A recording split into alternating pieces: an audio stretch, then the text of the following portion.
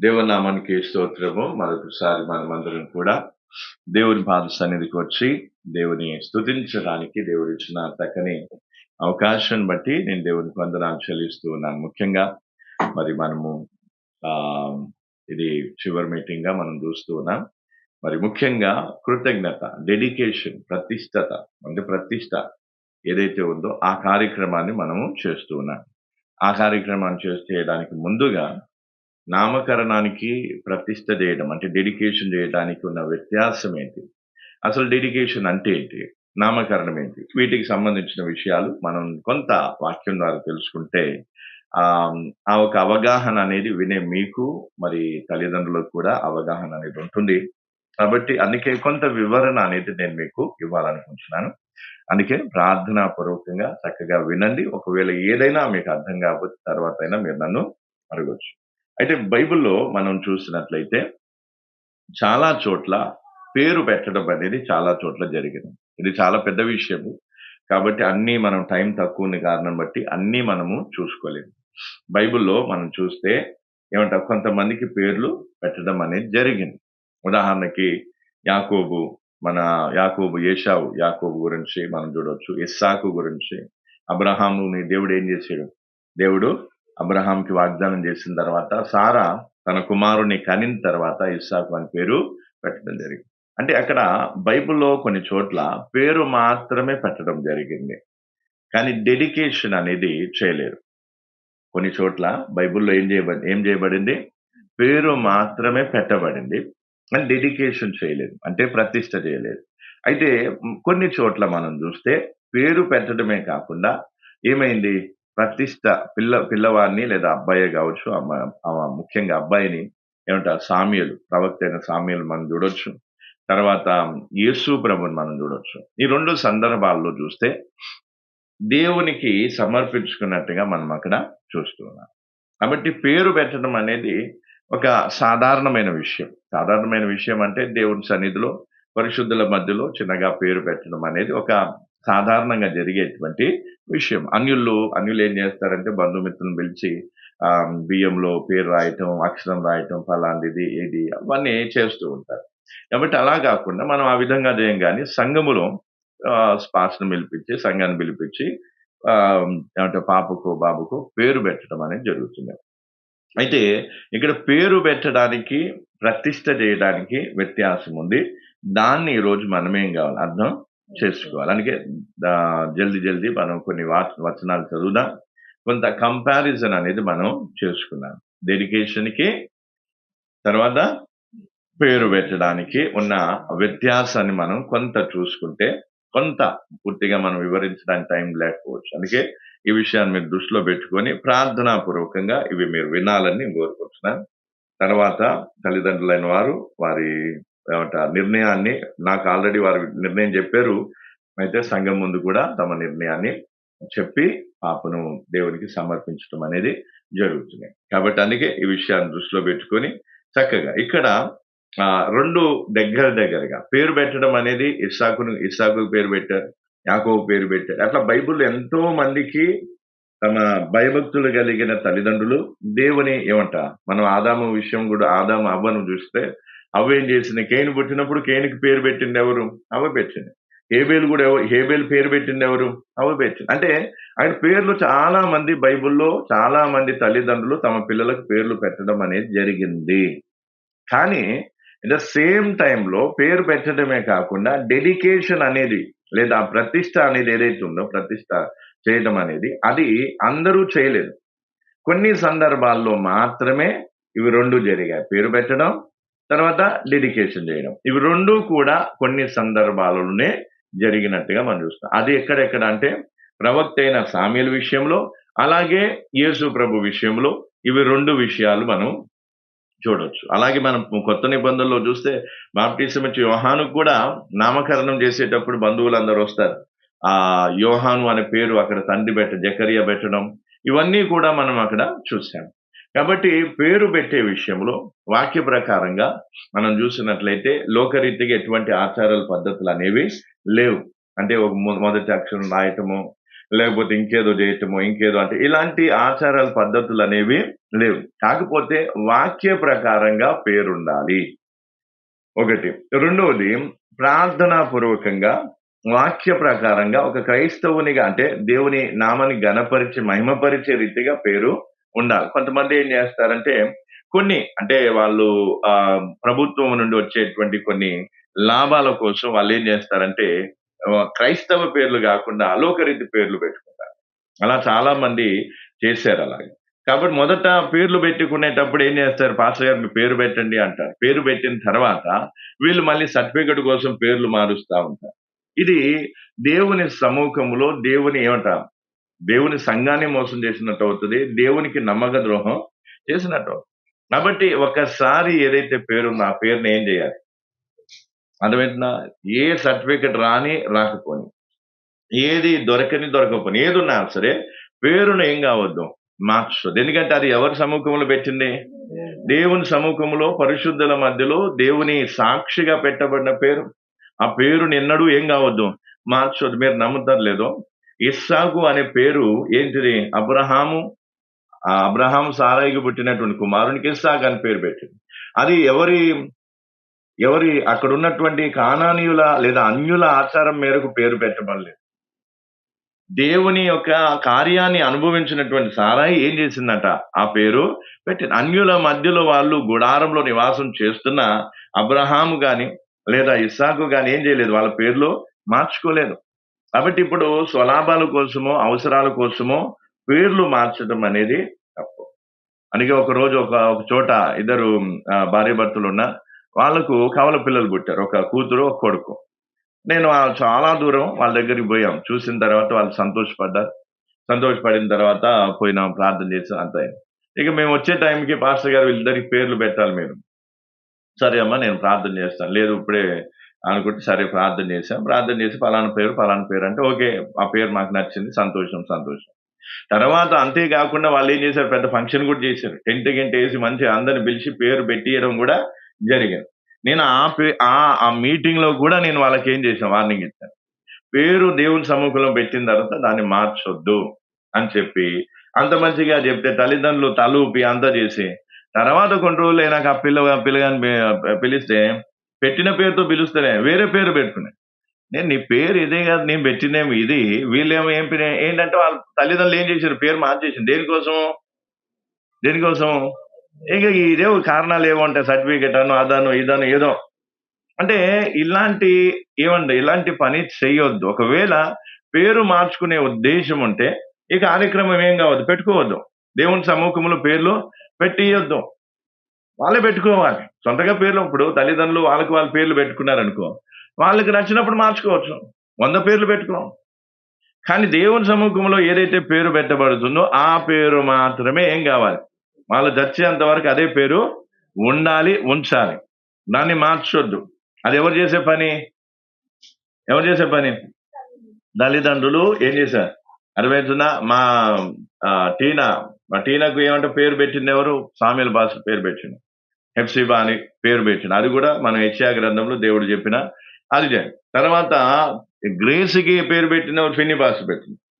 ఇప్పుడు వాళ్ళు ఇంత పెద్దగైనా కూడా ఇంతవరకు వాళ్ళ పేర్లు మేము మాకు వాళ్ళకే సర్టిఫికెట్ రాకపోని, కాలేజీలో చదువుకోవడానికి అవకాశం ఇయ్యని, చదువు లేకపోయినా పర్వాలేదు, గవర్నమెంట్ నుంచి ఒక రూపాయి రాకపోయినా పర్లేదు, మాకు ఏ లాభం లేకపోయినా పర్లేదు, దేవుని దైవ సేవకుల ద్వారా పెట్టబడిన పేరు, దేవుని సంఘములో దేవుని సన్నిధిలో పరిశుద్ధుల సాక్షిగా పెట్టిన పేరు మేము మార్చము. నాకు నా తల్లి పెట్టిన పేరు ఒకటే. నేను చాలా కష్ట పరిస్థితుల్లో నేను పుట్టినప్పుడు కడుపులో ఉండగానే నాకు కొడుకు పుడితే నీకు ప్రభుదాస్ అని పేరు పెట్టుకుంటారు.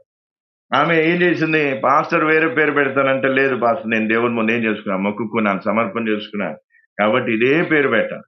ఆ రోజు నుంచి ఈ రోజు వరకు నా తల్లి కూడా ఏం కాలేదు, నా పేరు మార్చలేదు, నేను కూడా నా పేరు మార్చుకోలేదు. కాబట్టి పేర్లు మార్చుకోవడం అనేది ఏంటి, మంచి లక్షణం కాదు. ఒకే పేరుండా సరే, నిక్కనేమ్ అంటే అది వేరు, ముద్దు పేరు అంటే అది కూడా ఏం కావాలి, వాక్య ప్రకారంగా ఉండాలి. కొంతమంది ఏం చేస్తారు, లోకరీతిగా ఏదేదో పెడతారు. అట్లాంటివి పెట్టుకోవద్దు. మనం పెట్టుకునే పేరుని బట్టి కూడా ఏముంటది, దేవునికి మహిమ వస్తుంది. కాబట్టి అందుకే పేర్లు ఏం కావద్దు, తల్లిదండ్రులైన వారు ఇప్పుడు పెట్టిన పేరు మళ్ళీ ఎన్నడూ మార్చొద్దు. అసలు నేను ఎవరికి కూడా పేర్లు పెట్టాలన్న ఆలోచన నాకు లేదు. ఎందుకంటే నేను చాలా మందిని నమ్మి వారికి పేర్లు పెడితే ఆ పేర్లు ఏం చేశారు వాళ్ళు? మార్చేసిరా లేదా? ఏమాక నేను కూతురు వచ్చినాయి. కూతురు పట్టినప్పుడు ఆమె ఏమనుకుంది, సరే నాకు వద్దు అనుకుంది. సరే దేవుడు ఏం చేసిన కూతురునిచ్చింది. అట్లా నయోమి ఏం చేసిందట, కోడల్ని వద్దనుకుంది. అంటే ఎవరు వచ్చారు? రూత్ వచ్చింది. నేను ఏం చేసినా సరే నీకు కూతురు వచ్చింది, నువ్వు వద్దనుకున్నావు, ఆయన కూడా దేవుడు ఇచ్చింది కాబట్టి నీకు నీ కూతురు పేరు రూత్ అని పెట్టిన. రూత్ అని పెట్టిన తర్వాత ఏమో కొన్ని రోజులు ఆయనకి ఏమైంది? ఏం పేరైంది? ఆమెని అంకిత అంట. ఎందుకు? సర్టిఫికెట్ కోసం. అంటే సర్టిఫికెట్ కోసం ఒకటి, సంఘానికి ఒకటి, ఇంట్లో ఒకటి, బయట ఒకటి. అరేనా? అందుకే నాకేమైపోయింది, నాకు విసుగొచ్చేసింది. ఎందుకంటే వీళ్ళు నమ్మకంగా లేనప్పుడు పెట్టేం లాభం. ముందేమో మంచిగా ఉంటాం, మేము పేర్లు మార్చమంటారు. తర్వాత వాళ్ళ బుద్ధి ఏమవుతుందో వెంటనే ఏం చేస్తారు. అందుకే అట్లాంటి వాళ్ళు ఏం చేయాలి? దేవుని సముఖంలో పేర్లు పెట్టించుకోవద్దు, ఓన్గా పెట్టుకోవాలి. అప్పుడు నువ్వు ఎన్ని మార్చుకున్నా నిన్ను అడిగేటోడే ఉన్నాడు. దేవుడు అడగడు కదా. ఎందుకు? అర్థమవుతుందా? నీకు నచ్చినట్టు పెట్టుకో. అందుకే ఇప్పుడు అర్థం చేసుకోవాల్సింది, పేరు ఏం కావద్దు, మార్చే ఉద్దేశం ఉంటే చెప్పు. ఇది ఇక్కడితో ఆపేద్దాం, వాక్యం కొంచెం చెప్పి వీళ్ళని పంపించేద్దాం. చెప్పు. మార్చే ఉద్దేశం మళ్ళీ చెప్తాను, ఎవరు చెప్పినా సరే, భూమి తలకిందులైనా సరే పేరు అదే ఉండాలి. అది కూడా నేనేం చేసిన, నేను ఒకటే పేరు పెట్టలే, వాళ్ళకి దాదాపు 5-6 పేర్లు ఇచ్చిన. 5-6 పేర్లు ప్రార్థన చేయంగా ఇంకా వాళ్ళు 10 ఇమ్మన్నాను. ఇక నాకు ఇచ్చిన ఏవైతే పేర్లు ఉన్నాయో ఆ పేర్లే లాస్ట్ అనిపించింది. ఇంకెక్కువ పేర్లు చెప్పడానికి దేవుడు నాకు ప్రేరేపణీయలే. నేను అన్ని పేర్లు చెప్పిన, 5-6 పేర్లు చెప్పినాక వాళ్ళు దాంట్లో నుంచి ఒకటి మీరెన్నుకునేదైనా లేకపోతే నేను బలవంతంగా రుద్దిందా? మీ ఇష్టపూర్తిగా ఎన్నుకున్న పేరే కాబట్టి ఆ పేరుని ఎన్నడూ కూడా ఏం కావద్దు, మార్చుకునే పని పెట్టుకోవద్దు. అర్థమవుతుందా? అందుకే ఆ విషయాన్ని దృష్టిలో పెట్టుకుని ప్రార్థనా పూర్వకంగా ఏం కావాలి, మార్చరు కదా. తల్లిదండ్రులు అడుగుతున్నా, అదే పేరు ఉండాలి. ఆ పేరును పెట్టడంలో, పిలవటంలో నమ్మకంగా ఉండాలి. దాన్ని ముక్కలు చేయొద్దు. కొంతమంది ముక్కలు చేస్తారు. ఏది? ఉల్లిపాయలు ముక్కలు చేసినట్టుగా, కూరగాయలు ముక్కలు చేసినట్టుగా దాన్ని ఏం చేస్తారు, పేరుని ముక్కలు చేసి పూర్తిగా తలవరు, పూర్తిగా అన్నారు. అర్థమవుతుందా? దాన్ని ఇంకేదో అంటారు. అది విచిత్రం అనిపిస్తుంది. ఎందుకంటే దేవుని సముఖంలో పెట్టిన పేరేం కావాలి? ఏం కావాలి? కంప్లీట్ గా చక్కగా ఏం కావాలి? పలకాలి. దాంట్లో మనం సరే నిక్కనేమని కొంతమంది నా బుజ్జి అవి ఇవి అంటారు, అది వేరు. అది వాళ్ళకు ముద్దుగా పిలుచుకునే పేర్లు, దానికి మనకు అభ్యంతరం లేదు. కానీ దేవుని వాక్య ప్రకారంగా పెట్టిన పేరుని ఏం చేయదు, కుని చేయొద్దు, దాని ముక్కలు చేయొద్దు. మంచిగా అదే పేరు పూర్తిగా పెట్టి ఏం చేయాలి, పిలవాలి. ఎందుకంటే లోకరీతిగా చాలా మంది మైండ్ పొల్యూటెడ్ అయిపోయిన వాళ్ళు ఏం చేస్తారు, పేర్లను ముక్కలు చేస్తూ ఉంటారు. అందుకే ఆ విషయాన్ని దృష్టిలో పెట్టుకున్నాం. ఓకేనా? అందుకే పేరు వాళ్ళు మార్చరని దేవుని సముఖంలో చెప్పారు కాబట్టి ధైర్యంగా ఏం చేస్తున్నా, పేరు పెడుతున్నా. కాబట్టి అందుకే ఈ విషయాన్ని దృష్టిలో పెట్టుకొని, ఇప్పుడు ఆమెకు పెట్టబడిన పేరు ఎందుకు పెడతారు, ఏంటిది, ఇవన్నీ చెప్పడానికి చాలా ఉన్నాయి. కాబట్టి ఆమెకు పెట్టబడిన పేరు ఏంటి? ఆమెకు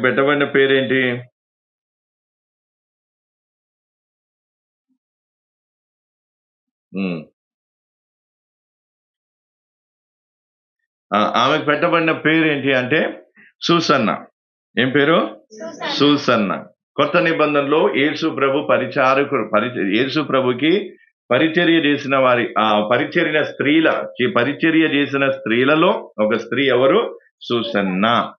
కాబట్టి సూసన్న అనే పదానికి ఏంటి, దానికి సింబాలిక్ ఏంటంటే ప్యూరిటీ, పవిత్రత, బ్యూటీ అండ్ ఫెయిత్ఫుల్నెస్. సూసన్న అనే పేరుకి ఏంటిది? ప్యూరిటీ అంటే పవిత్రత, తర్వాత ఏంటిది? బ్యూటీ, తర్వాత ఫెయిత్ఫుల్నెస్. దాని గురించి మనం ఏం కావాలి, ఆమె పేరుకి ఏంటి అంటే గ్రేస్ఫుల్ లిల్లీ. లిల్లీ అంటే ఒక ఫ్లవర్ ఉంటుంది, అవునా? దానికి మీనింగ్ వస్తుంది హెబ్రీ భాషలో. కాబట్టి ఇప్పుడు ఆమె పేరు ఏం పెట్టా? సూసన్న.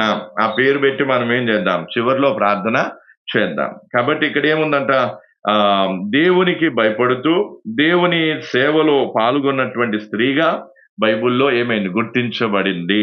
అలాగే ఆమెను కూడా ఏం కావాలి, దేవునందు భయభక్తులు కలిగి జీవించే రీతిగా, అలాగే దేవుని సేవలో పాల్గొనే రీతిగా ఏం కావాలి, ఆమెను పెంచాలి.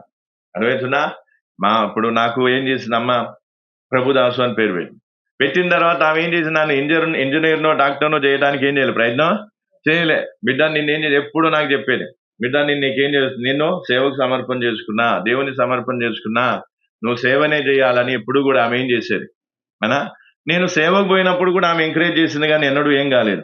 ఎందుకంటే మనం ఏ ఉద్దేశంతో పేరు పెడుతున్నామో ఆ ఉద్దేశం మేరకు వారిని ఏం చేయాలి, ప్రోత్సాహం చేయాలి. అర్థమవుతుందా? ప్రోత్సాహము చేయాలి. కాబట్టి అలాగే హన్నా కూడా ఏం చేసిందంట, పేరు పెట్టింది. ఒకసారి చూడండి, 1 సామ్యుయేలు 2వ అధ్యాయము 20వ వచనం ఒకసారి చదవండి.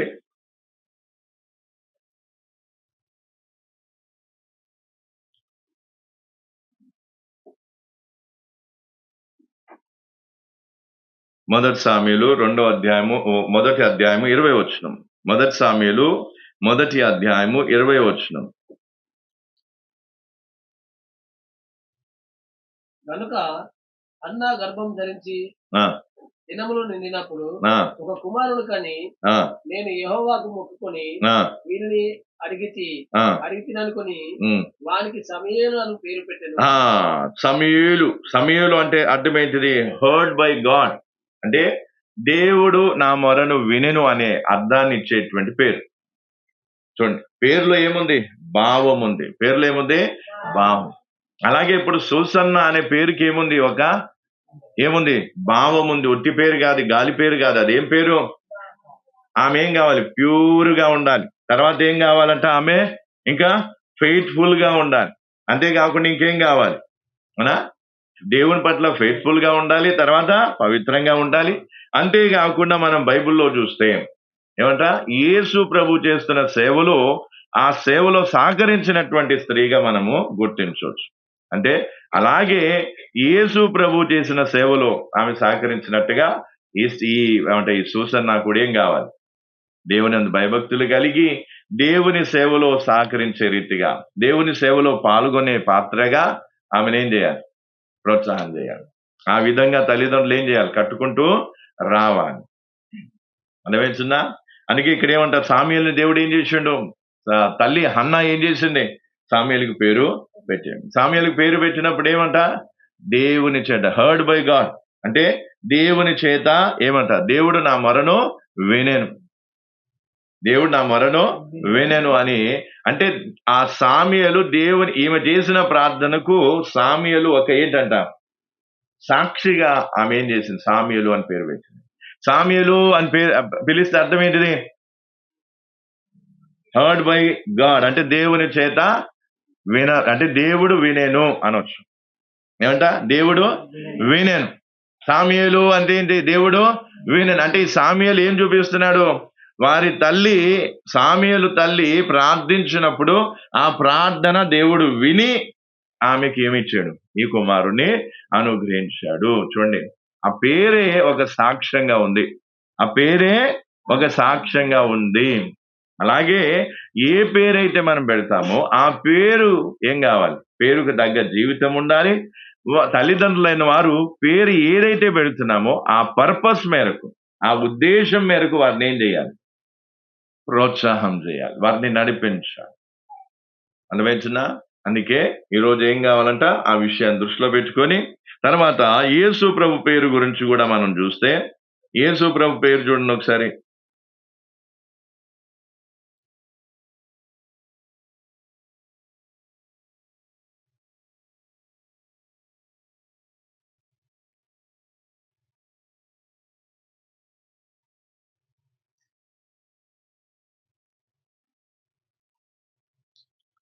సామ్యూయేలు కూడా పేరు ఒక అర్థాన్ని ఇచ్చే పేరు అది. తర్వాత యేసు ప్రభు పేరు కూడా ఏమనుందంట, మత్తయి సువార్తలోకి రండి. మత్తయి సువార్తలో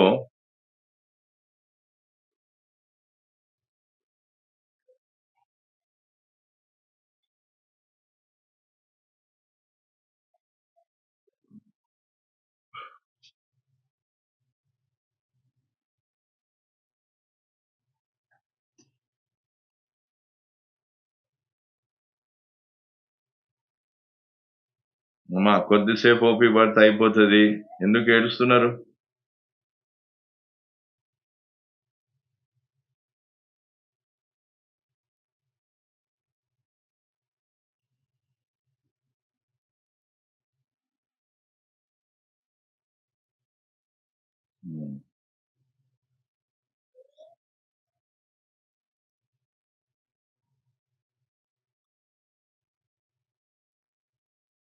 మత్తయి సువార్త 1వ అధ్యాయంలో ఏముంది? యేసు ప్రభువుకి సంబంధించిన వచనం కూడా అక్కడ ఉంది, ఒకసారి చూడండి.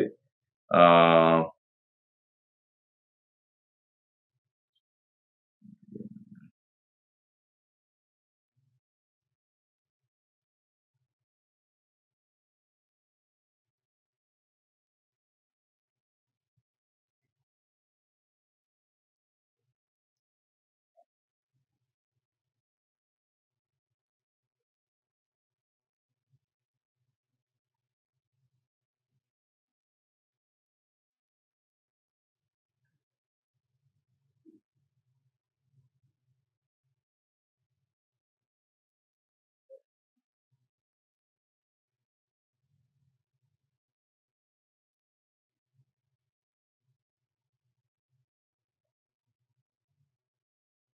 ఉమ్.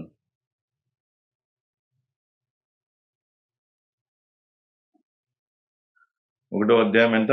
21 చదవండి, అప్పటి వరకు అది చదవండి. ఆమె యొక్క కుమారుని కనును తన ప్రజలను వారి పాపముల నుండి ఆయనే రక్షించును గనుక ఆయనకు యేసు అని పేరు పెట్టుదు. ఆయనకు ఏమంట? యేసు అనే పేరు పెట్టుదు అంటే అర్థం ఏంటిది? యేసు అంటే దానికి అర్థం ఏంటో ఇక్కడ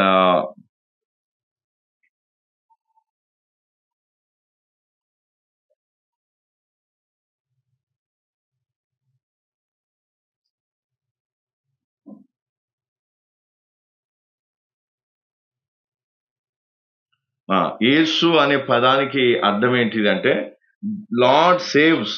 ఇక్కడ ఏముందంట? ప్రభువు రక్షిస్తాడు. యేసు అనే పదానికి అర్థం ఏంటిది? ప్రభువు రక్షిస్తాడు. అలాగే సామ్యుయల్ అనే పేరుకి అర్థం ఏంటిది? దేవుడు వినెన్. దేవుడు వినెన్ అంటే పేరుకి భావం ఉంది, పేరుకి అర్థాలు ఉంటాయి, కాబట్టి ఆ అర్థానికి తగ్గట్టుగా ఏం చేయాలి.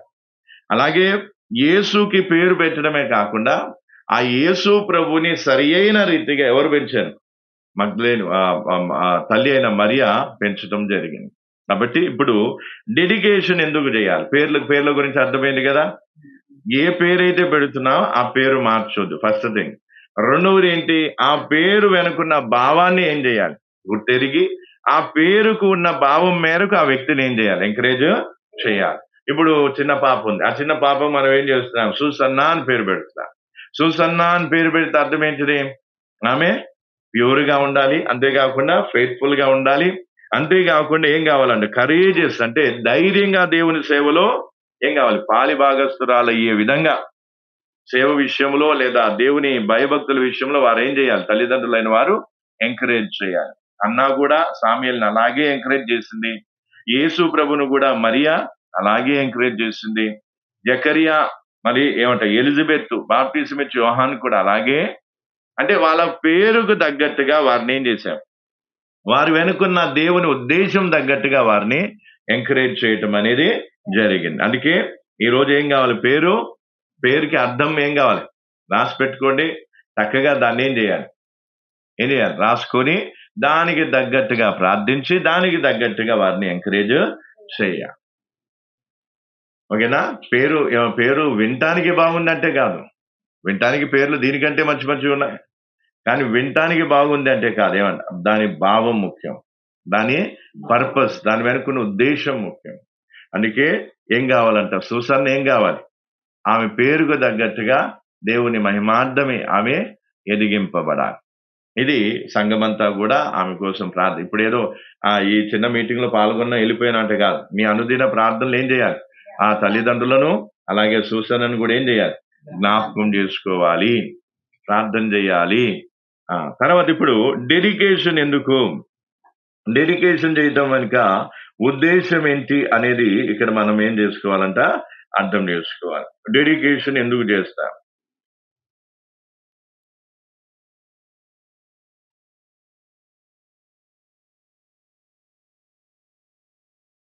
తర్వాత డెడికేషన్ గురించి కొంచెం విన్నాక ఏం చేస్తారు, ఇద్దరు తల్లిదండ్రులు లేచి దాని సంఘములో కొంత ప్రార్థన ఉంటుంది, నేను అది ఇక్కడ చూపిస్తాను. ఆ ప్రార్థన చేయాలి. ప్రార్థన అంటే ఏం చేస్తుంది, తండ్రికి లేదా సంఘం ముందు దేవునికి ప్రార్థించినట్టుగా కొన్ని పదాలు తెలుగులో ఉంటాయి, అవి చదవాలి. తర్వాత మనం చిన్న డెడికేషన్ అనేది చేద్దాం. డెడికేషన్ ఓకేనా లేదా మార్చుకున్నారేమో మనసు? పెద్దవాళ్ళకు కూడా ఇష్టమే కదా. సరే, ఇప్పుడు డెడికేషన్ ఎందుకు చేస్తాం చూడండి, దాని గురించి ఒక వచనం, కొన్ని వచనాలు చదువుతాం. డెడికేషన్ ఎందుకు చేయాలి?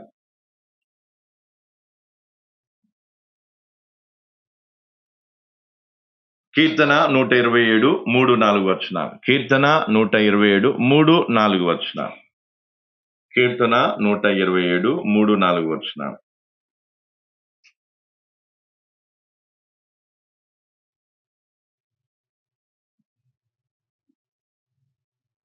కుమారుడు యెహోవా అనుగ్రహించు స్వాస్యము, గర్భఫలము ఆయన ఇచ్చు బహుమానమే. గర్భఫలము ఆయన ఇచ్చు బహుమానమే. డెడికేషన్ చేయడానికి కారణం ఏంటి? దేవునికి ప్రతిష్ఠించడానికి కారణం ఏంటి? తల్లి తండ్రి ఇద్దరూ కూడా ఏం విశ్వాసం ఉంచుతున్నారు? ఈ గర్భఫలము యెహోవా ఇచ్చు బహుమానము. అర్థమైందా? యెహోవా ఇచ్చిన బహుమానం. డెడికేషన్ అనగానే ముందు తెచ్చేసి ఏదో ప్రార్థన చేస్తే అయిపోదు. ఏం కావాలి? తల్లిదండ్రులకు ఏం విశ్వాసం ఉండాలి? ఇది ఏం కాదు, మా వలన పొందుకున్నది ఎంతో మంది తల్లిదండ్రులు పిల్లలు కనటానికి ఎన్నో ప్రయాసాలు పడుతున్నా లేదా?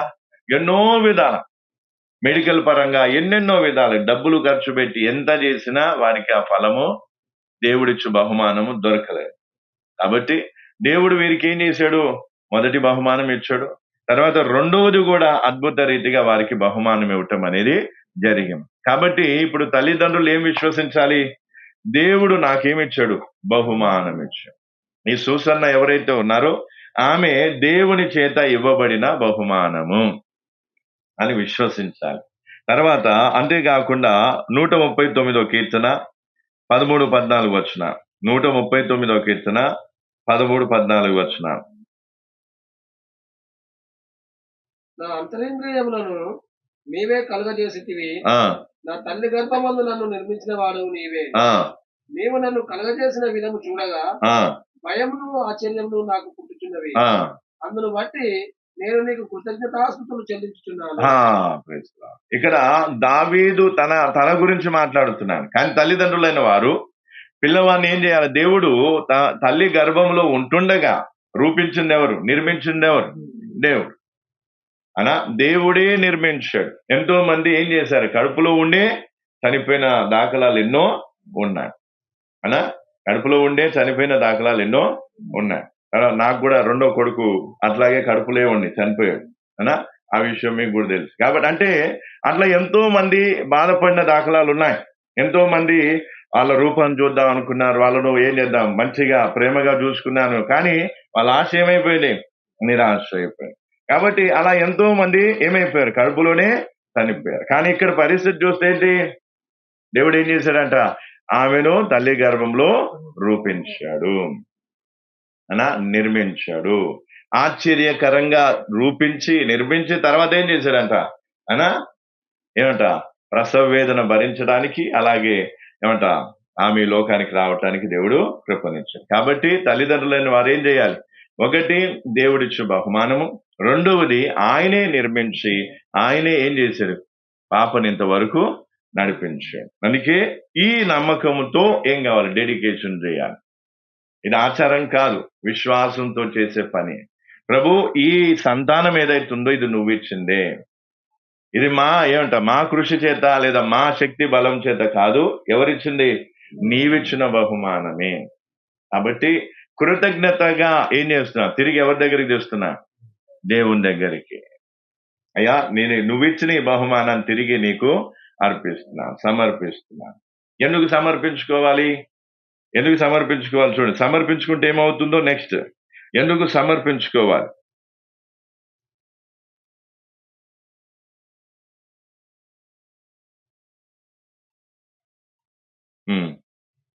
కృతజ్ఞతతో విశ్వాసంతో దేవునికి సమర్పణ చేసుకుంటాను. సమర్పించుకున్న తర్వాత ఉన్న బాధ్యత ఏంటి? బరువు, తల్లిదండ్రులకు ఉన్న బాధ్యత. సామెతలు 22:6 సామెతలు 22:6. ఎందుకు తల్లిదండ్రులైన వారు చిన్న పాపను దేవుడిచ్చిన బహుమానాన్ని సమర్పించుకోవాలి? బాలుడు నడవవలసిన త్రోవను వానికి నేర్పుము, వాడు పెద్దవాడైనప్పుడు దాని నుండి తొలగిపోడు. అంటే దేవా, నీవు ఇచ్చిన ఈ బహుమానాన్ని ఏం చేస్తాను, నీ మార్గంలో వీరిని నడిపిస్తాను అనే సమర్పణతో ఏం చేయాలి? ప్రతిష్ట, డెడికేషన్ చేయాలి. తల్లిదండ్రులు ఇప్పుడు ఏం చేసుకుంటున్నారు? బాధ్యత తీసుకుంటున్నారు. ఈరోజు సమాజంలో చాలా మంది పిల్లలు, ఆడపిల్లలు కావచ్చు, మగ పిల్లలు చెడిపోవడానికి కారణం ఏంటంటే తల్లిదండ్రులు బాధ్యతగా లేరు, బాధ్యతగా పెంచలేదు, బాధ్యతగా చూసుకోరు. వాళ్ళు ఏం చేస్తున్నారు, ఎలా ఉంటున్నారు, వాళ్ళు అసలు దేవుని భయం ఉందా లేదా, ఇవేమి పట్టించుకోరు.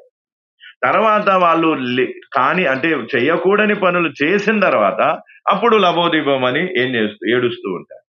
కాబట్టి ఇక్కడ అర్థం చేసుకోవాల్సింది ఏంటి? తల్లిదండ్రులైన వారికి ఏముంటుంది? బాధ్యత ఉంటుంది. ఏం బాధ్యత? ఆ చిన్న బాలుడు నడవవలసిన మార్గములో ఏం చేయాలి? నడిపించే బాధ్యత ఉంటుంది.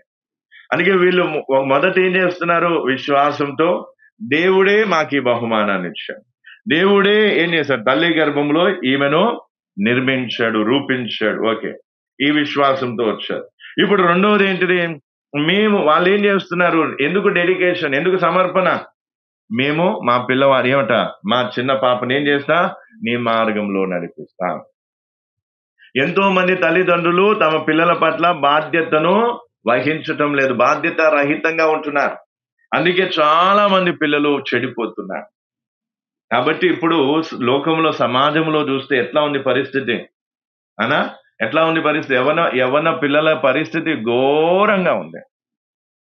ఇప్పుడు జెన్జీ ఏదో అంటారు, దాన్ని ఏదో కొత్తగా, అంటే ఈ 2010 నుంచో 2005 నుంచో పుట్టిన వాళ్ళు, ఇది వాళ్ళొక తరం అన్నట్టు. ఆ తరం ఎట్లా ఉందంటే చెడిపోయిన తరంగా చరిత్రలో మనకు కనిపిస్తుంది.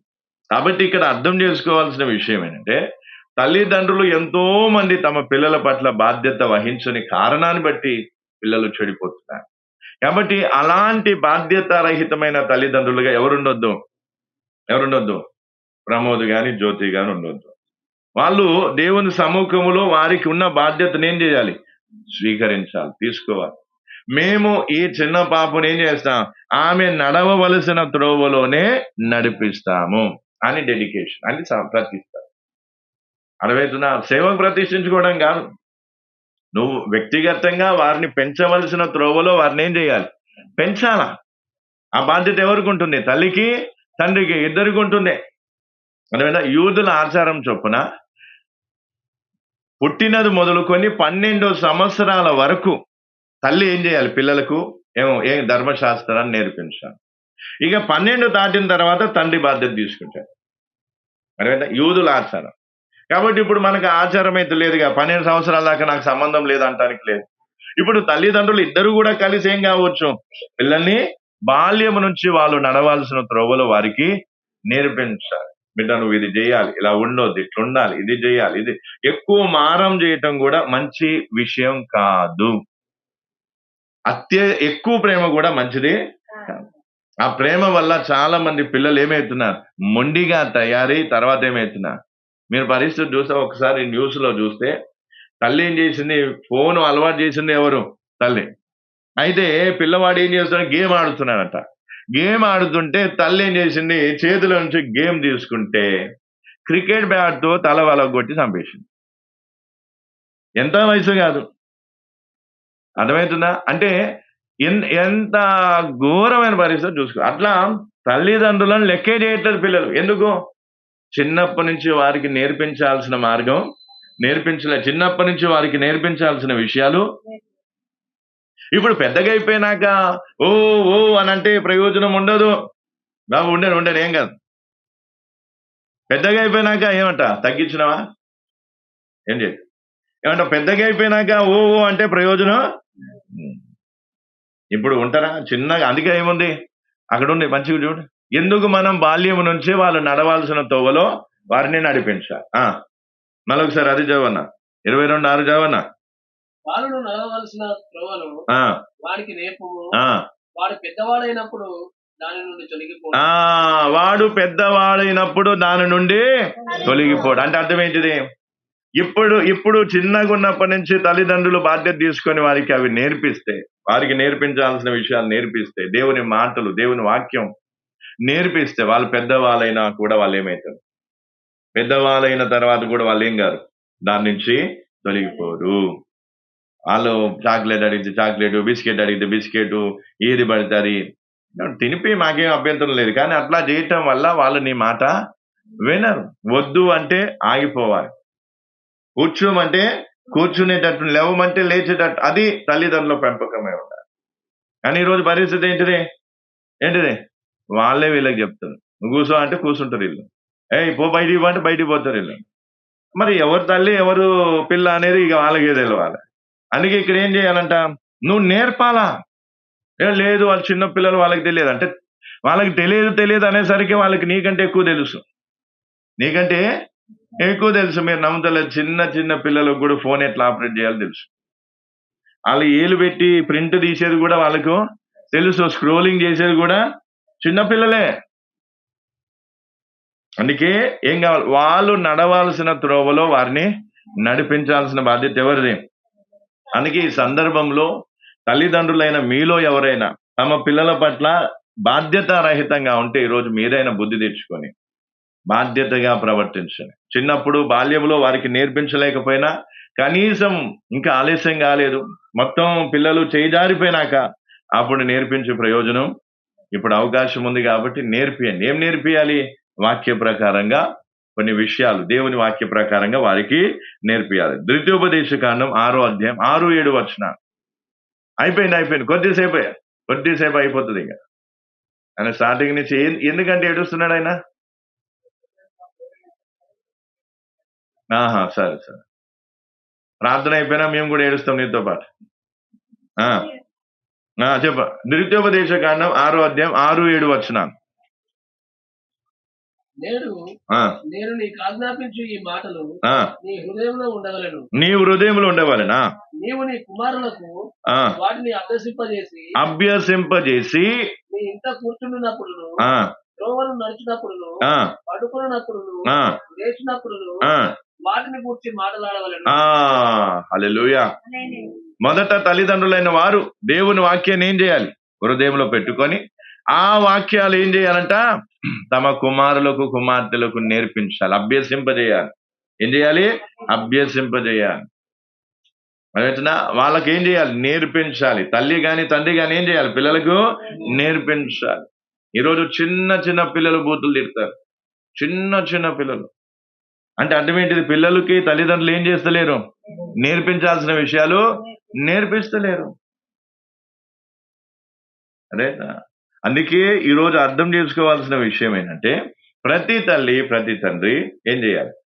తమ పిల్లలకు వాక్యము నేర్పించాలి. బాల్యంలో ఉన్నప్పుడే, చిన్నగా ఉన్నప్పుడే. లేదు వాళ్ళు చిన్నగా అంటే చిన్న వయసులో నుంచి వాళ్ళకి ఏం చేయాలి? నేర్పించడం స్టార్ట్ చేయాలి. అన్నా ఈ సామీయలను తీసుకెళ్లి ఏలీ చేతికి అప్పగించింది. ఎప్పుడు?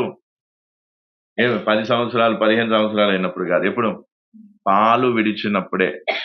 ఆ రోజుల్లో పిల్లలు ఎప్పుడు పాలు విడిచారు? 2-3 సంవత్సరాలకే పాలు విడిచింది. ఆ 2-3 సంవత్సరాల పిల్లవాడిని తీసుకెళ్లి ఎక్కడ వదిలేసింది? ఏలీ దగ్గర, అంటే యాజకుడు, ప్రధాన యాజకుడైన యాజకుని దగ్గర విడిచిపెట్టేసి. కాబట్టి ప్రియులారు, ఈరోజు అర్థం చేసుకోవాల్సింది ఏంటిది? పిల్లలకు నేర్పించే విధానం ఏం కావాలి? తల్లిదండ్రులు కూడా నేర్చుకొని. అందుకే సండే స్కూల్ పెడతాం. సండే స్కూల్ పెట్టినప్పుడు తల్లిదండ్రులు శ్రద్ధ చూపించి ఏం చేయాలి? పిల్లల్ని సండే స్కూల్కి తేవాలా, సండే స్కూల్కి పంపాలా. లేదా ఇంకా వారికి ఏదైనా నేర్పించే విషయం ఉంటే ఏం కావాలి? పాస్టర్ భార్యనో లేదా పాస్టర్ సహాయం తీసుకొని వాళ్ళకి నేర్పించడానికి ఏం చేయాలి? ప్రయత్నం చేయాలి. మేము మీకు ఆత్మీయంగా ఏం కావాలి? సహాయం చేయడానికి మీకు నేర్పిస్తున్నాం, మీ పిల్లలకి నేర్పిస్తున్నా. మీరు నేర్చుకొని మీరు కూడా మీ పిల్లలకి, వాళ్ళ పిల్లలకి లేదా కుటుంబంలో ఉన్న వారికి నేర్పించే రీతిగా ఉండాలి. అందుకే అట్లా ఉంటేనే పిల్లలు ఏం గారు? చెడిపోరు. అట్లా ఉంటేనే పిల్లలు ఏం గారు? నజరేతుల నుంచి మంచిది ఏదైనా వస్తుందా అని సామెత ఉందంట. నజరేతు నుంచి మంచిది ఏది రాదంట. కానీ నజరేతు నుంచి ఎవరు వచ్చారు? యేసు ప్రభు. హల్లెలూయా. అర్థమవుతుందా? మరి ఆ తల్లి అయిన మరి ఎంత కఠినంగా ఎంత గొప్పగా పెంచుండొచ్చు ఆయనను. అవునా కదా? యోసేపు ఎంత చక్కగా చూసుకుని ఉండొచ్చు. 30 సంవత్సరాలు ఏ పాపం చేయకుండా నీతిగా న్యాయంగా బ్రతికిండంటే చిన్నప్పటి నుంచి ఆయనకి ఎంత నేర్పించుండొచ్చు. అవునా కదా? ఒక శిశువుగా ఉన్నప్పుడు చెప్తున్నా. అలాగే మంచిది రాని చోటు నుంచి ఎవరు రావాలి? మంచిది రావాలంటే ఏం కావాలి? తల్లిదండ్రుల యొక్క ఏముంటుంది? పాత్ర ఉంటుంది. సమాజంలో ఒక ముద్ర అయిపోయినా వీళ్ళంతా వీళ్ళంతా అది వీళ్ళిది. కానీ ఏం కావాలి? వాక్యం నేర్పించి వాళ్ళు ఏం కావాలి? పిల్లలు బయటకు వచ్చినప్పుడు ఏం చేయాలి? వాళ్ళు ఆశ్చర్యపోవాలి. అందుకే ఈ రోజు ఏం కావాలంటే పిల్లలు నేర్పించాలి. తల్లిదండ్రులు ఏం చేయాలమ్మా? అర్థమవుతుందా? మొదటిది ఏం కావద్దు? పేరు మార్చొద్దు. రెండోది పేరు వెనుకున్న ఉద్దేశాన్ని అర్థం చేసుకొని దానికి తగ్గట్టుగా వారిని ప్రోత్సహించాలి. మూడవది ఎందుకు ప్రతిష్ఠ చేయాలి? డెడికేషన్ ఎందుకు చేయాలి? విశ్వాసం. ఏంటా విశ్వాసం? దేవుడిచ్చిన బహుమానం. తల్లి గర్భంలో రూపించింది కూడా ఆయన్నే. ఆ విశ్వాసంతో దేవునికి మళ్ళీ ఏం చేస్తున్నా? సమర్పించుకుంటున్నాం. తర్వాత రెండోది, నా తర్వాత ఇంకోటి ఏంటిది?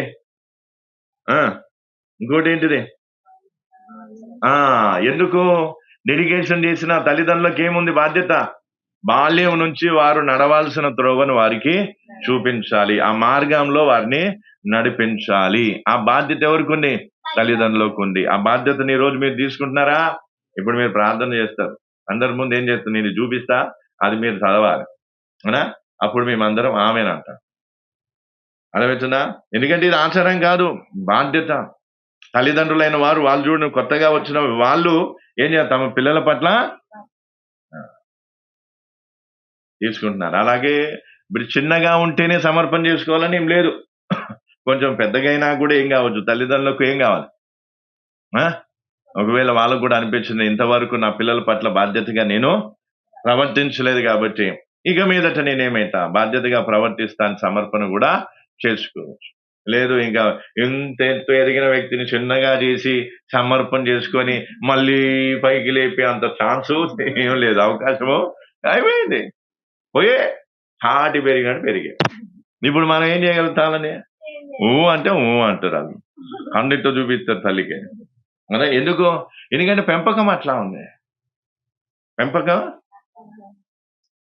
అందుకే వాక్యానుసారంగా పిల్లల్ని పెంచటంలో ఏం కావాలి? తల్లిదండ్రులు ఏం కావాలి?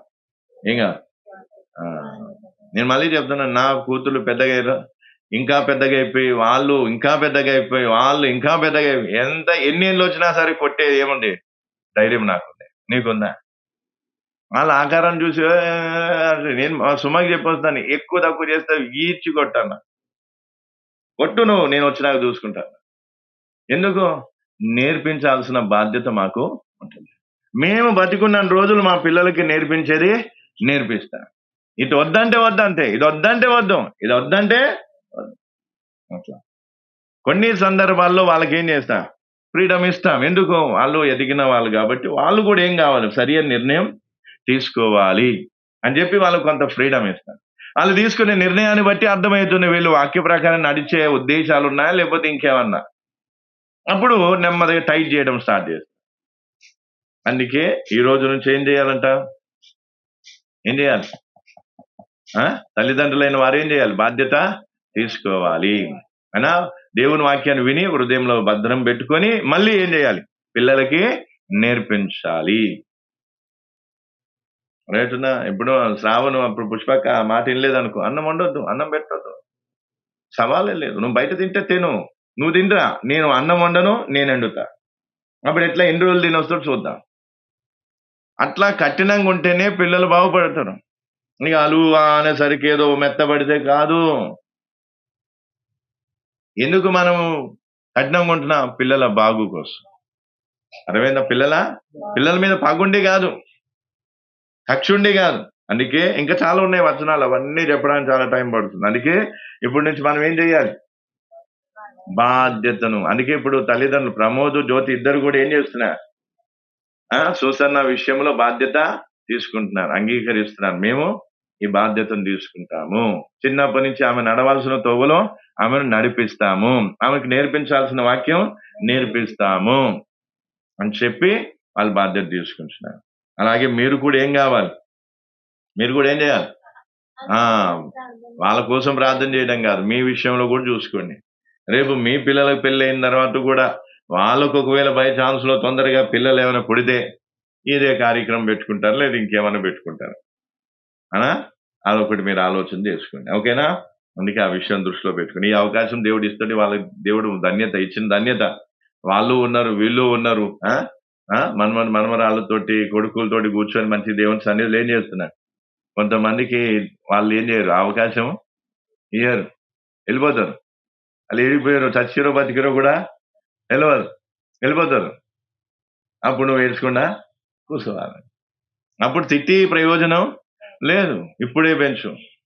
చూపులు అటు ఇటు అంటే ఒక్కడు ఏమంటాడు, ఇప్పుడు ఏమండి ఈయన కొంచెం అటు ఇటు చేసినానికి ఏం చేయాలి, చూడాలి. కొంచెం దొంగ చూపులు చూస్తే పట్టుకొని ఏం చేయాలి, చెంప మీద పాటు అనేయాలి. నలుగురి మీద వేసినా పర్వాలేదు.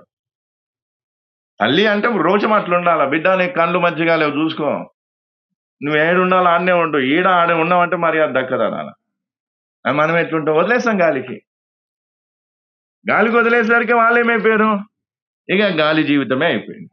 వాళ్ళ చూపులకు ఏం లేదు టికానా ఉండదు, వాళ్ళ ఆలోచనలకు టికానా ఉండదు, వాళ్ళు ఉండేది ఎక్కడ ఉండాలో ఏముండాలో కూడా మర్యాద లేదా? పురుషులు ఎక్కడ నిలబడాలి ఏందో మర్యాద ఉంటుందా ఉండదా? ఇతరులకు ప్రవేశం ఉంటుందా ఉండదా? అన్నీ ఉంటాయి. కానీ నాకు అదే ఆశ్చర్యం అనిపిస్తుంది, ఏం పెంపకం, ఏంది సంగతి, ఇన్నేళ్ల వాక్యము. ఖబరుదా. అందుకే ఆ విషయాన్ని దృష్టిలో పెట్టుకోండి. తర్వాత నెక్స్ట్ అయిపోయింది, తొందరగా నెక్స్ట్ మార్క్స్ వార్త 10వ అధ్యాయము 13 నుంచి 16. మార్క్స్ వార్త 10వ అధ్యాయం 13 నుంచి 16.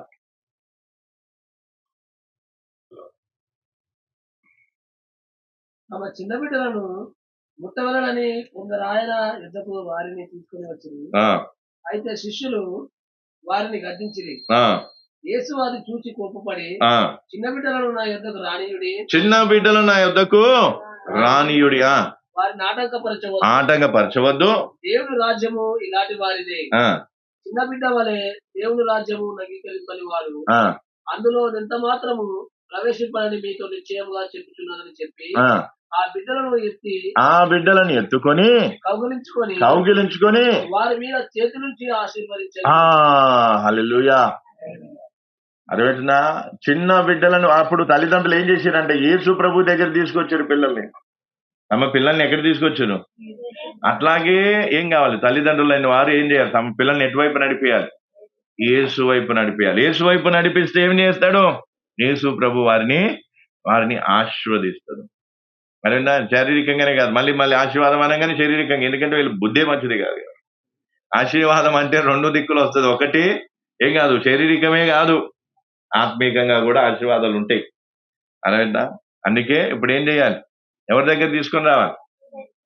యేసు ప్రభు దగ్గర. అందుకే ఇప్పుడు ఈ వాక్య ప్రకారంగా తల్లిదండ్రులు ఇద్దరు కూడా ఏం చేశారు?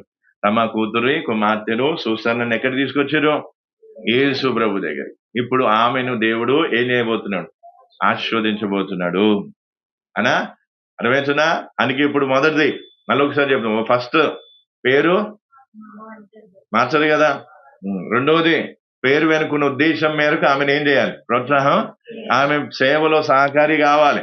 అయినా యేసు ప్రభు సేవ చేస్తున్నప్పుడు ఆయన చేసిన సేవలో సహకారిగా ఉన్న వ్యక్తి ఎవరు? సూసన్న. చూడండి ఎంత గొప్ప ధన్యురాలు, చూడండి. అట్లాంటి ధన్యురాలు కావాలి ఆమె. ఒకటి. రెండవది. మూడవది ఏంటిది? దేవుడే ఆమెను మీకేమి బహుమానంగా ఇచ్చాడు. తల్లి గర్భంలో రూపించింది కూడా ఎవరు? ఆయనే. ఆ నమ్మకంతో ఆయన వద్దకు తీసుకొని రావాలి. తీసుకొచ్చినప్పుడు ఏంటంట? తల్లిదండ్రులకు ఒక బాధ్యత. ఏంటి ఆ బాధ్యత అంటే, బాల్యం నుంచి ఆమెకు నేర్పించాల్సినవి మేము నేర్పిస్తాము, బాధ్యత రహితంగా కాకుండా బాధ్యతాపూర్వకంగా ఉంటాము అని చెప్పి ఏం కావాలి? నిర్ణయం తీసుకొని సమర్పణ చేసుకుంటూ ఇప్పుడు వారు దేవుని దగ్గర తీసుకొచ్చినప్పుడు దేవుడు ఏం చేస్తాడు? వారిని సూసన్నను ఏం చేస్తాడు? ఆశీర్వదిస్తాడు. అలాగే తల్లిదండ్రులకు కూడా సూసన్నను పెంచడానికి, సరి అయిన రీతిగా పెంచడానికి తగిన జ్ఞానం కూడా వారికి ఇస్తాడు. అందుకే ఇప్పుడు ఏం చేయాలి? శిశువు అర్పణ ప్రార్థన అన్నట్టు. ఇప్పుడు ఆ పాపను సమర్పణ చేసుకునే ప్రార్థన ఏం కావాలి? అసలు ఇప్పుడు ప్రింట్ తీసేయాలి కానీ ప్రింట్ మనకేంటంటే ఇందులో నుంచి తీయడం ప్రింట్ ఏడు ఉంటుందో తెలియదు. కాబట్టి ఇప్పుడు నేను ఇది మీకు ఇస్తా, చదవగలుగుతారుగా? ఆమె చదువుతూ నువ్వు కూడా చదువు. కాబట్టి ఆ పాపను ఒకసారి ఎవరికన్నా ఇయ్యమా, ఇచ్చి ఇక్కడికి వచ్చి వెనకొచ్చి నిలబడి చదవండి. చదవగలుగుతారా లేదా? నేను చెప్తే మీరు అంటారా?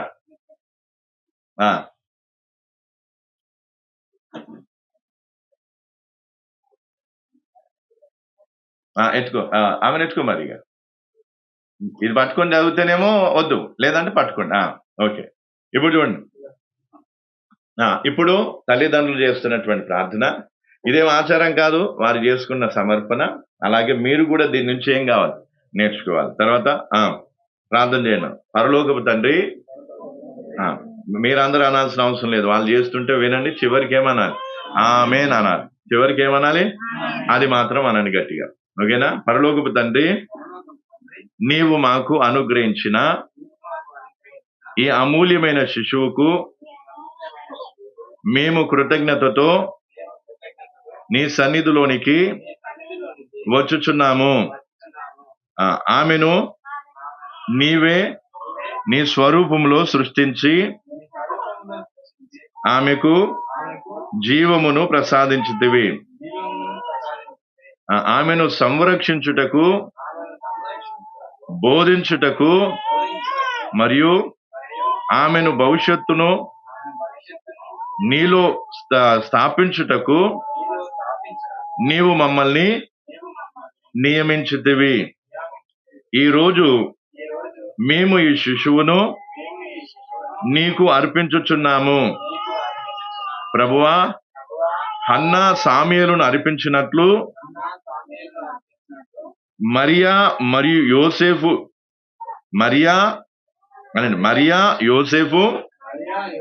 యేసుని ఆలయములో సమర్పించినట్లు, మరియా యోసేఫు యేసుని ఆలయములో సమర్పించినట్లు మేము కూడా ఈ శిశువుని నీ మహిమకై మరియు నీ ఉద్దేశమునకై నీ సన్నిధిలో సమర్పించుచున్నాము. మేము నీ వాక్యములో ఆమెను పెంచుతాము. నీ ప్రేమను మా జీవితాల ద్వారా ఆమెకు చూపుతాము. నీ నీతి మార్గములో నడిపిస్తామని మేము నీ సన్నిధిలో ప్రతిజ్ఞ చేయుచున్నాము. ప్రభువా, ఆమెను సమస్త అపాయముల నుండి కాపాడము. నీ దూతలతో ఆమెను చుట్టుముట్టి రక్షించునుగాక. ఆమె హృదయమును విశ్వాసంతో, జ్ఞానంతో, ఆనందంతో నింపుము. ఆమె కృపలోను బలముతోను దేవుని యొద్దను మనుషుల యొద్దను అనుకూలత కలిగినదై ఎదుగునట్లు చెయ్యము. మాకు తల్లిదండ్రులైన మాకు సహాయము చెయ్యము. ప్రభువా, నీ మార్గములలో నడుచుటకు, నీ భయములో జీవించుటకు మా ఇంటిని ప్రేమ, ప్రార్థన, విశ్వాసముల గృహముగా నిర్మించుము. ఈ శిశువును నీకే అర్పించుచున్నాము. ప్రభువా, ఆమె నీదని నీ యోచనలకు ఆమె కొరకు మేలు కలగవలని మేము అంగీకరించుచున్నాము. యేసుక్రీస్తు శక్తివంతమైన నామములో ప్రార్థించుచున్నాము. గట్టి చెప్పండి. నిద్రలో ఉన్నాను. ప్రార్థన వినలేదైతే మళ్ళీ చదివి పెద్ద ప్రార్థన వాళ్ళు ఇప్పుడే తడ అదా. మళ్ళీ ఏంటంటే గట్టిగా ఆమేన్ అనాలి. గట్టిగానండి, ఆమేన్ అనండి గట్టిగా. హల్లెలూయా. దేవుడు మంచి కొత్తగా వచ్చినప్పటికీ వాక్యం అంతగా తెలిసి తెలియకపోయినా కూడా వాళ్ళు తీసుకునే నిర్ణయం చాలా ఏంట అభినందనీయం అన్నట్టు, చాలా అభినందించే విషయం ఇది. కాబట్టి మీలో చాలా మంది ఏం కావాలి, ఇది చూసి బుద్ధి తెచ్చుకోవాలి, ధైర్యం కాదు, ఏం తెచ్చుకోవాలి, బుద్ధి తెచ్చుకోవాలి అనా. అందుకే ఇప్పుడు ఏం చేద్దాం ప్రార్థన చేద్దామా. ఇప్పుడు ఏంటి, వాళ్ళు నిర్ణయం చేసుకున్నారు, సమర్పణ చేసుకున్నారు. ఇప్పుడు మనం ఏం చేస్తాం, ఆమె పేరు నామకరణం చేస్తున్నాం, అలాగే దేవునికి డెడికేషన్ కూడా చేస్తున్నాము. ఇవి 2 పనులు మనం చేస్తున్నాం. కాబట్టి అందుకే ఈ విషయాన్ని దృష్టిలో పెట్టుకొని